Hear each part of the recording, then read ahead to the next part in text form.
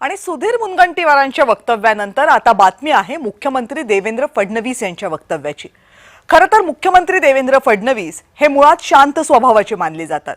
सहसा त्यांचा राग जरी असला तरी तो चेहऱ्यावर दिसत नाही। पण आज मात्र सभागृहामध्ये देवेंद्र फडणवीस वैतागले आणि तेही त्यांच्याच आमदारांवर। त्याला कारणीभूत ठरले त्यांच्या पक्षाचे आमदार। झालं हे की भाजपचे आमदार आणि फडणवीसांचे माजी ओएसडी अभिमन्यू पवार हे सभागृहामध्ये अवैध दारू विक्रीचा मुद्दा मांडत होते। अवैध दारूमुळे महिलांचे संसार उद्ध्वस्त होतात हा त्यांचा रोख होता। आपला मुद्दा ठसवण्यासाठी आपल्या लाडक्या बहिणींच्या हितासाठी हा प्रश्न सोडवा असं अभिमन्यू पवार म्हणाले। पण फडणवीसांना हे अजिबात आवडलं नाही, कारण अलीकडे सरकारवर सर्वाधिक टीका ही लाडकी बहीण योजनेमुळे होतीये। सरकारच्या तिजोरीवर ताण येतोय, सरकारने अन्य योजनांचा पैसा लाडकी बहीण योजनेकडे वळवला असे दावे विरोधक करत असतात। त्यामुळे फडणवीसांना सुद्धा त्यावर सातत्याने उत्तरे द्यावी लागतात।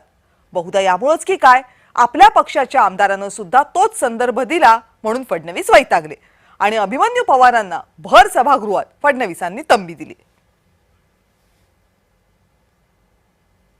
पण लाडक्या बहिणी म्हणतो, लाडक्या बहिणीचं दुःख जे काय असेल तर अवैध दारूवर आळा घालण्याचं दुःख आहे। अध्यक्ष महोदय, दुरुस्ती करण्याची आवश्यकता आहे। आपण बैठक घेतली, आपण निर्देश दिले एक्साइज डिपार्टमेंटला, फूड अँड ड्रग्सला, होम डिपार्टमेंटला।